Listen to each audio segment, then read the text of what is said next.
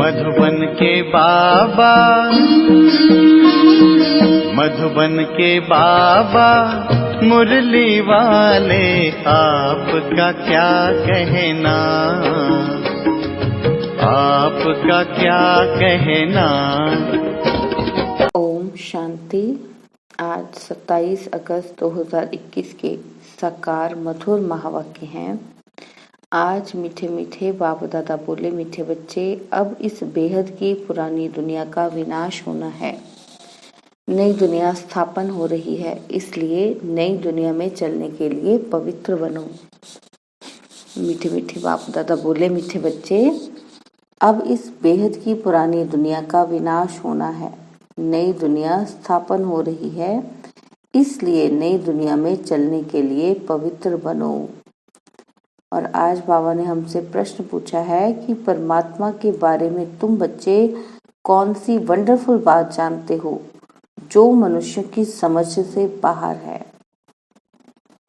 और उत्तर में बाबा हमें कहते हैं कि तुम कहते हो कि जैसे आत्मा ज्योति बिंदु है, वैसे परमात्मा भी अति सूक्ष्म ज्योति बिंदु है। यह वंडरफुल बातें मनुष्य की समझ से बाहर हैं। कई बच्चे भी इसमें मूंझ जाते हैं। बाबा कहते, बच्चे मूंझो मत। अगर छोटे रूप में याद नहीं रहती तो बड़े रूप में याद करो। याद जरूर करना है। और आज मुरली का गीत है, रात के राही थक मत जाना, सुबह की मंजिल दूर नहीं। ओम शांति। रूहानी बच्चों को रूहानी बाप बैठ समझाते हैं, इसलिए बच्चों को आत्म अभिमानी हो बैठना है। ऐसा और कोई जगह समझाया नहीं जाता। कोई भी साधु संत ऐसे नहीं समझाते कि आत्म अभिमानी हो बैठो। यह एक बाप ही समझाते हैं और किसी को कहने आएगा ही नहीं। यह युक्ति कोई बता नहीं सकेंगे। तुम बच्चे भी समझते हो कि हम आत्मा हैं। आत्मा ही एक शरीर छोड़ दूसरा लेती है। कब बैरिस्टर, कब डॉक्टर बनती है। आत्मा ही अभी पतित बनी है और फिर पावन बनेगी। आत्मा में ज्ञान धारण होता है। बाप निराकार ज्ञान का सागर है, तो जरूर आकर ज्ञान सुनाएंगे ना। पतित पावन है तो जरूर आकर पावन बनाएंगे। वह है सुप्रीम परम पिता परमात्मा। मैं तुम्हारा बाप सुप्रीम हूँ, नॉलेजफुल हूँ। मुझे अपना शरीर नहीं है। यह सब नॉलेज तुम्हारी आत्मा धारण करती है। बाबा कहते, तो तुम आत्म अभिमानी बनना है। तो तुमको क्या बनना है? आत्म अभिमानी बनना है। बाबा कहते, देह अभिमान नहीं रखना है। और कोई ऐसी जगह नहीं जहाँ सुनने और सुनाने वाले दोनों देही अभिमानी हो। क्योंकि बाबा कहते, बाकी जगह तो सबको अभिमान आता है, लेकिन इस जगह दोनों ही देही अभिमानी है। बाप तो है ही निराकार। वह आकर तुमको राजयोग सिखलाते हैं। बाकी सब मनुष्य हैं ही देह अभिमानी। भल इन लक्ष्मी नारायण के लिए कहेंगे कि यह आत्म अभिमानी थे, फिर भी देह भान तो रहता है ना। यह ज्ञान परमपिता परमात्मा ही आकर देते हैं। आत्मा को धारण करना होता है। आत्मा को ही पतित से पावन होने की युक्ति बताते हैं। अभी सारी दुनिया का डाउनफॉल है और फिर राइज करने आते हैं। यह तुम बच्चे जानते हो। डाउनफॉल माना डिस्ट्रक्शन और राइज माना कंस्ट्रक्शन, स्थापना और विनाश। तो स्थापना किसकी? नई दुनिया की, स्वर्ग की स्थापना, और फिर पुरानी दुनिया हेल यानी कि नरक का विनाश। डिस्ट्रक्शन और कंस्ट्रक्शन कलयुग है। पुरानी दुनिया, इसका विनाश जरूर चाहिए। बाबा कहते कि विनाश की निशानी यह भारी महाभारत लड़ाई है। महाभारत का वृत्तांत महाभारत शास्त्र में दिखाते हैं। बाप ब्रह्मा द्वारा स्थापना करते हैं, सो तो जरूर नई दुनिया की करेंगे ना। बाबा कहते ये है बेहद का विनाश और बेहद की स्थापना। बाप ही नया मकान बनाएंगे बच्चों के लिए और फिर पुराना जरूर खलास कराएंगे। बाबा कहते कि तुम समझते हो। क्या समझते हैं हम? कि बाबा अब नई दुनिया स्थापन कर रहे हैं। तमो प्रधान से फिर सतो प्रधान बनाने के लिए हमको तैयार कर रहे हैं। विनाश के लिए ही महाभारत की लड़ाई मशहूर है। कहते हैं यह वही समय है, वही स्टार्स आकर आपस में मिले हैं जो महाभारत के समय थे। इस सीढ़ी में भी लिखा गया है कि भारत के उत्थान और पतन की अद्भुत कहानी। इस लाइन में कल्प कल्प अक्षर भी जाना चाहिए। शुरू से अंत तक मनुष्य 84 जन्म लेते हैं। बाबा कहते यह भी तुम्हारी बुद्धि में है। मनुष्य की बुद्धि को तो एकदम गोदरेज का ताला लगा हुआ है। इन बातों को मनुष्य को जानना है। आत्माएं यहाँ शरीर धारण करती हैं पार्ट बजाने, तो ड्रामा के आदि मध्य के क्रिएटर, डायरेक्टर, मुख्य एक्टर्स आदि को जानना चाहिए ना। बाबा कहते कि अभी तुमको ड्रामा के आदि मध्य अंत, हु इज हु, सारे ड्रामा का पता पड़ गया है, शुरू से लेकर अंत तक। बाप द्वारा ये नॉलेज मिल रही है कि सृष्टि चक्र कैसे फिरता है। इनको कहा जाता है रूहानी नॉलेज। बाबा कहते जिस्मानी ज्ञान को फिलॉसफी कहा जाता है। स्पिरिचुअल नॉलेज, रूहानी नॉलेज को ज्ञान कहा जाता है। अब यह सब बातें बच्चों की बुद्धि में बिठाई हैं। बच्चे जानते हैं कि जब 84 जन्मों का नाटक पूरा होता है अभी हम वापस जाते हैं, परंतु पतित कोई वापस जा ना सके। नहीं तो इतने जप तप तीर्थ आदि क्यों करते? पवित्र बनने के लिए ही गंगा स्नान करने जाते हैं, परंतु उसमें कोई पावन तो बन नहीं सकते, इसलिए वापस कोई नहीं जा सकते। बाबा कहते कि गपोड़े तो बहुत लगाते हैं कि फलाना पार निर्वाण गया, ज्योति ज्योत समाया। बाप ने समझाया है कि वापस कोई जाता नहीं है, सब एक्टर्स यहाँ ही हैं। अभी नाटक पूरा होता है तो सभी स्टेज पर खड़े हुए हैं। बाबा कहते कि अभी सब यहाँ मौजूद हैं। मनुष्य को पता ही नहीं कि बौद्धी, क्रिश्चियन आदि कहाँ हैं। बाबा कहते तुम समझते हो कि जो सब आत्माएं ऊपर से यहाँ आई हैं वह सब इस समय तमो प्रधान है। तमो प्रधान से सतो प्रधान कल्प पहले भी बने थे। बाप ही आकर स्थापना विनाश कराते हैं। कहते भी हैं कि यह ज्ञान राजाओं का राजा बनाने वाला है। यह बेहद के बाप ने कहा कि मैं तुमको राजाओं का राजा बनाता हूँ। कौन कहता है? बाप ने कहा, बाबा ने कहा। कृष्ण तो स्थापना नहीं कराते, क्रिएटर बाप है। बाप ही आकर समझाते हैं कि तुम मुझे बुलाते हो तब बुलाते हो। बाबा कहते जब की सृष्टि पतित है।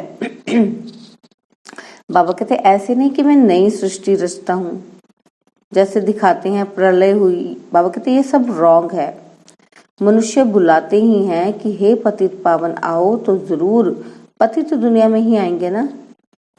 बाप ही आकर कृष्णपुरी का साक्षात्कार कराते हैं, दिखाते हैं कि कृष्ण पीपल के पत्ते पर सागर में आया। बाबा कहते यह है ठीक बात, और नई दुनिया में फर्स्ट कृष्ण ही आते हैं। बाबा कहते सागर में नहीं परंतु गर्भ महल में आते हैं। अंगूठा चूसते बड़े आराम से गर्भ महल में रहते हैं। और सत्युग में जो भी बच्चे होते हैं बाबा कहते वो सभी गर्भ महल में रहते हैं। उन्होंने गर्भ महल की बात को फिर सागर के पत्ते पर बैठ दिखाया है। बाबा कहते ये सब है भक्ति मार्ग की बातें। बाप इन सब शास्त्रों का सार बैठ समझाते हैं। बाबा कहते यहाँ गर्भ जेल में रहते हैं और तब कहते हैं कि हमको बाहर निकालो, कि हम फिर पाप नहीं करेंगे। और परंतु रावण की दुनिया में पाप तो होते ही हैं।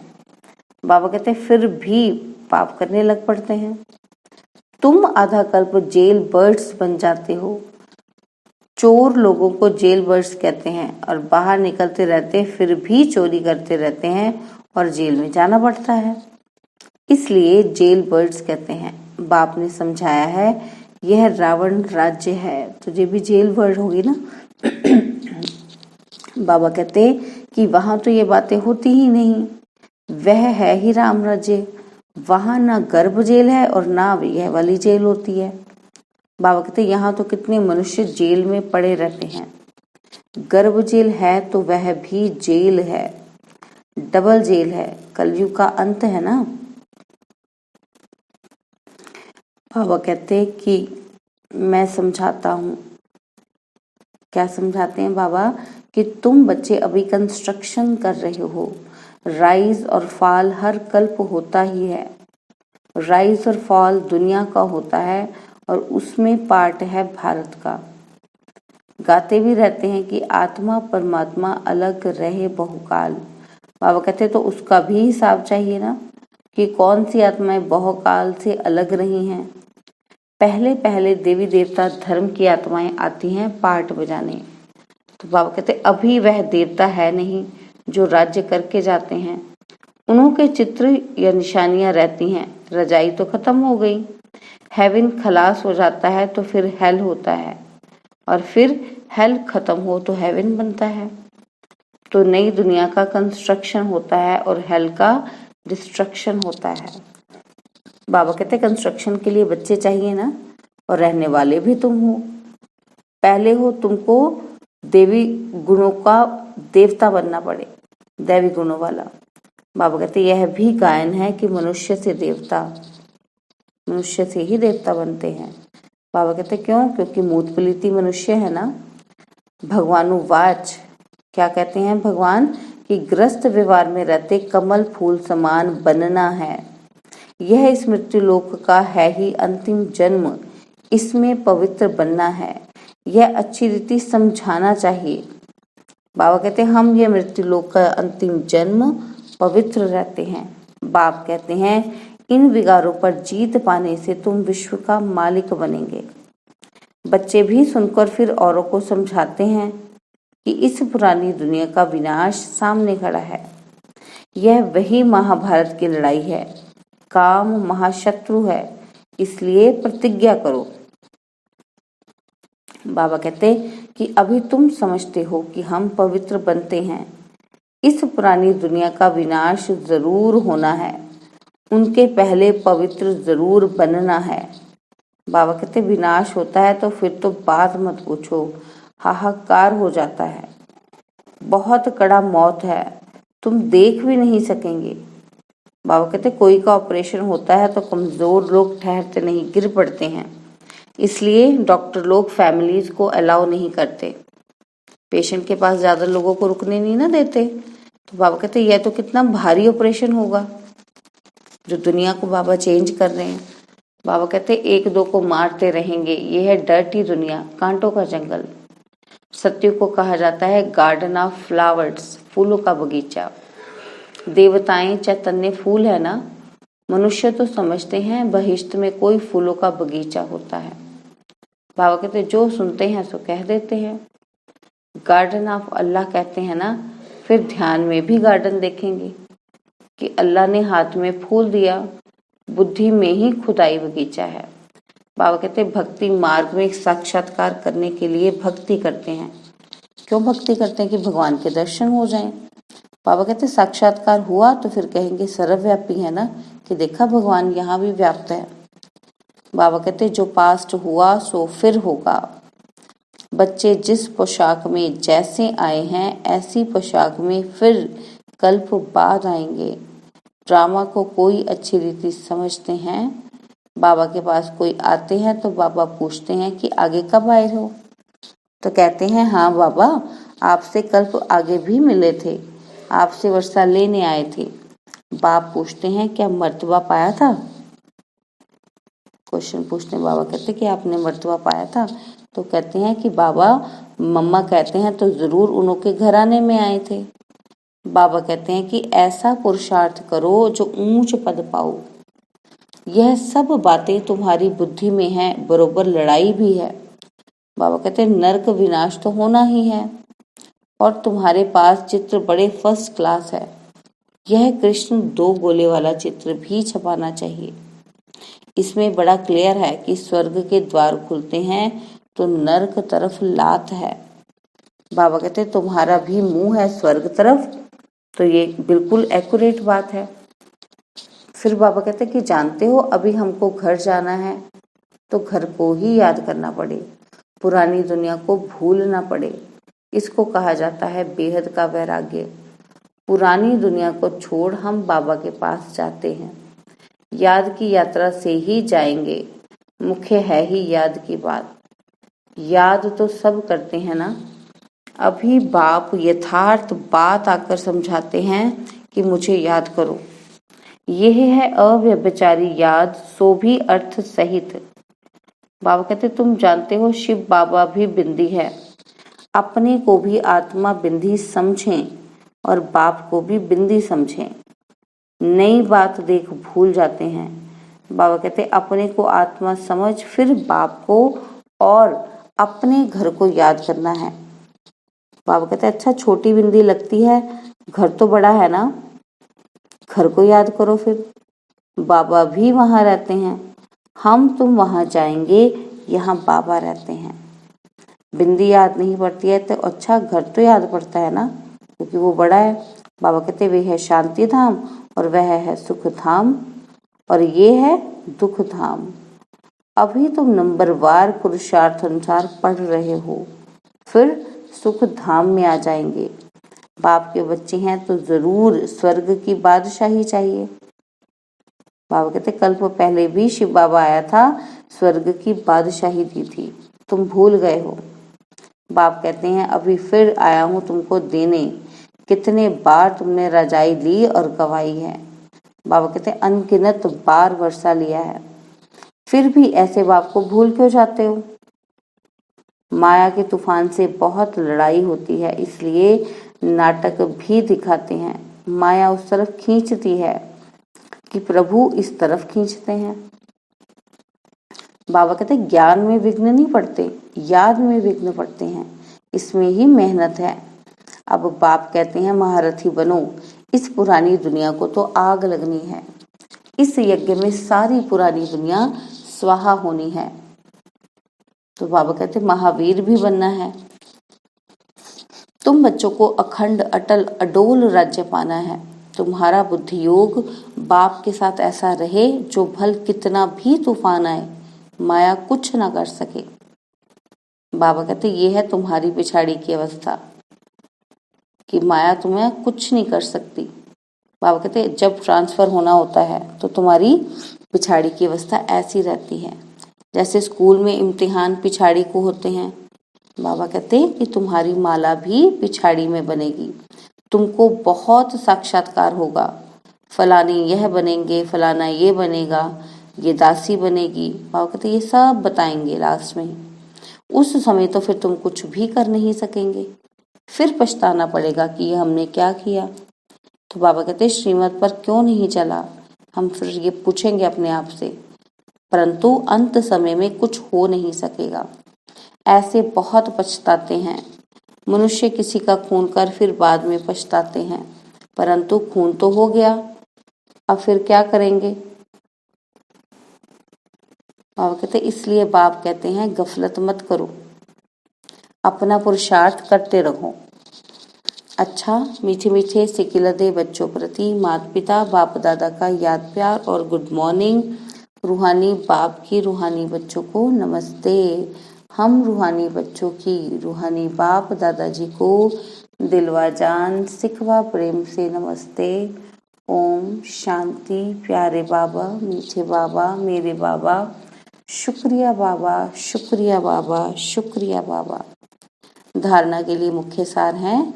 बाबा कहते हैं कि 84 जन्मों का नाटक अभी पूरा होता है, वापस घर चलना है, इसलिए आत्म अभिमानी रह पावन बनना है, देह अभिमान मिटाना है। और सेकंड पॉइंट है कि अर्थ सहित अपने को आत्मा बिंदु समझ बिंदु बाप की अव्यभिचारी याद में रहना है। महावीर बन अपनी अवस्था अडोल अचल बनानी है। और आज बाबा ने हमें वरदान दिया कि सर्व आत्माओं के प्रति स्नेह और शुभ चिंतक की भावना रखने वाले देही अभिमानी भव।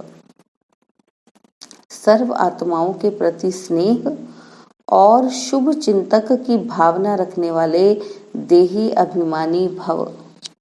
जैसे महिमा करने वाली आत्मा के प्रति स्नेह की भावना रहती है, ऐसे ही जब कोई शिक्षा का इशारा देता है तो उसमें भी उस आत्मा के प्रति ऐसे ही स्नेह की, शुभ चिंतन की भावना रहे कि यह मेरे लिए बड़े से बड़े शुभ चिंतक है। ऐसी स्थिति को कहा जाता है देही अभिमानी। अगर देही अभिमानी नहीं है तो जरूर अभिमान है। अभिमान वाला कभी अपना अपमान सहन नहीं कर सकता। तो बाबा ने क्या कहा कि देही अभिमानी बनना है। और स्लोगन है, सदा परमात्मा प्यार में खोए रहो तो दुखों की दुनिया भूल जाएगी। स्लोगन, सदा परमात्मा प्यार में खोए रहो तो दुखों की दुनिया भूल जाएगी। ओम शांति।